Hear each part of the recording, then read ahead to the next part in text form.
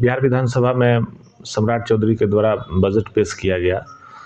Budget पेश करने के बाद हमारे आदरणीय नेता तेजस्वी यादव ने जो बातें कही, सरकारी पन्नों पे झूठ की स्याही से लिखा हुआ यह भाषण था, उसको उन्होंने पढ़ने का काम किया। आप समझिए कि 3,17,000 करोड़ का बिहार का बजट पारित हुआ, कल पेश किया गया, लेकिन मुझे नहीं लगता है उसमें आम आवाम की कोई चिंता है।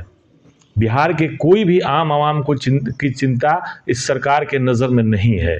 और सिर्फ लूट खसोट करने के लिए, चाहे आप कितना हो बजट बड़ा बना लीजिए, जब तक आप घूसखोरी पे, भ्रष्टाचार पे अंकुश नहीं लगाइएगा तो ये होने वाला कुछ नहीं है।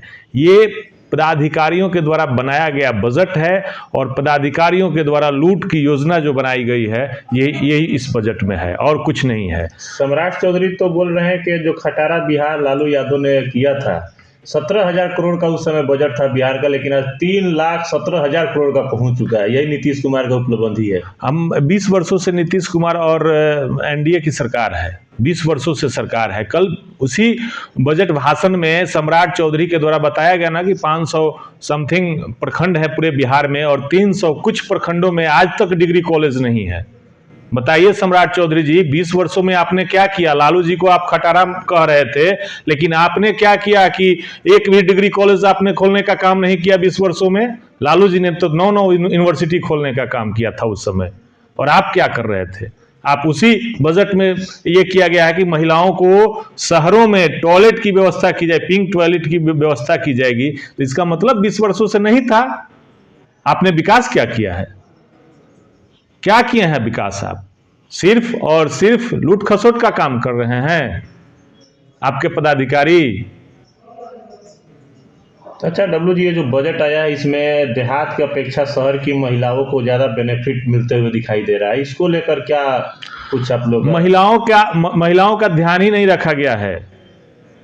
ये इस बजट में कहीं से महिला सबका ध्यान नहीं रखा गया है, युवा का ध्यान नहीं रखा गया है, बूढ़े लोगों का ध्यान नहीं रखा गया।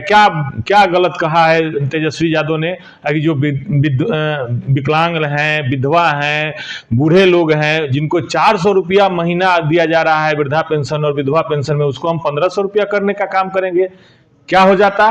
अब की बार के बजट में आप इसका प्रावधान रखते, 2,500 रुपया महिलाओं को देने का जो तेजस्वी यादव ने घोषणा किया है, आप कर देते इस बजट में। सामाजिक न्याय से बिहार आगे निकल चुका है। अब बिहार को तेजस्वी यादव ही दिला सकते हैं, दूसरा कोई नहीं दिला सकता। इन लोगों के पास विजन नहीं है। भाजपा और एनडीए के सरकार के पास आने वाले भविष्य के लिए, बिहार के भविष्य के लिए कोई विजन नहीं है। और उसका रटा रटाया चीज कल बिहार विधानसभा में बजट पेश होने के दौरान पूरे बिहार के आम आवाम को पता चल गया कि इनके पास कोई विजन नहीं है बिहार को लेकर के। अच्छा, अभी सी वोटर का एक सर्वे आया है जिसमें तेजस्वी प्रसाद यादव के मुख्यमंत्री का चेहरा काफी ज्यादा दिखाया जा रहा है। 41% दिखाया जा रहा है कि मुख्यमंत्री का चेहरा तेजस्वी प्रसाद यादव हो सकते हैं। देखिए, पूरा बिहार जो है ना त्रस्त है। आज पूरा बिहार घूसखोरी से त्रस्त है, भ्रष्टाचार से त्रस्त है। एक आम नागरिक जिसका फटा चिटा कपड़ा है वो पहन करके अगर जाता है, वो व्यक्ति जब ऑफिसों में जाता है तो बाबुओं के द्वारा जो पैसा का उगाही किया जा रहा है, इससे बिहार त्रस्त हो गया है। और बिहार के आम आवाम खुली आंखों से तेजस्वी के तरफ देख रहे हैं कि तेजस्वी ने जो कहा था 2020 के चुनाव में कि हम आएंगे तो 10 लाख नौकरी देंगे, उसको करने का काम किया। तेजस्वी यादव ने जो वादा किया था इस बिहार के लोगों से, उसको मुख्यमंत्री नहीं रहते हुए भी पूरा करने का काम किया। तो वो सारे लोगों को विश्वास अडिग हो गया है तेजस्वी यादव पे, नहीं तेजस्वी यादव ही करेंगे। और उसका नतीजा है कि पूरा बिहार के लोग तेजस्वी के तरफ आंख उठा करके देख रहे हैं, बाहें फैला करके देख रहे हैं कि आने वाले भविष्य में तेजस्वी हमारे नेता होंगे, हमारे मुख्यमंत्री होंगे। और उसका नतीजा है कि आज सर्वे जो सी वोटर का जो सर्वे आया, तो पूरे बिहार में सबसे ज्यादा 41% वोट लोगों ने मुख्यमंत्री के रूप में तेजस्वी यादव को करने का काम किया है। अभी भी देखा जाए तो सर्वे में सबसे बड़ा मुद्दा रोजगार ही बना हुआ है। 45% लोगों का मुद्दा रोजगार है। क्या लग रहा है कि बिहार में रोजगार के मुद्दा पर ही चुनाव होगा इस बार?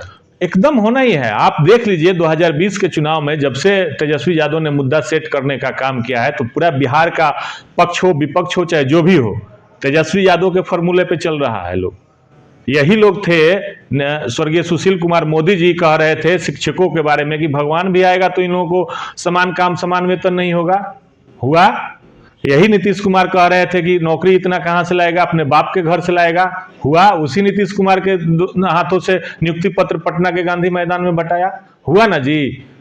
तो अब लोग समझ गए हैं कि तेजस्वी है तो नौकरी है, तेजस्वी है तो रोजगार है, तेजस्वी है तो शिक्षा है, तेजस्वी है तो पलायन रुकेगा। ये बीजेपी की सरकार जो कल बजट पेश हुआ उसमें पलायन की कहीं चिंता है? पलायन रोकने की कहीं बात है? या फिर युवाओं को रोजगार देने की बात है, सरकारी नौकरी देने की कहीं बात है? कहीं से नहीं है। सिर्फ और सिर्फ एजेंडा बनाया गया है। आप मीडिया के लोग हैं, धरातल पे जाइए और समझिए कि अगर 1 रुपया यहाँ के धरातल पर जाने में क्या स्थिति उसका हो जाता है।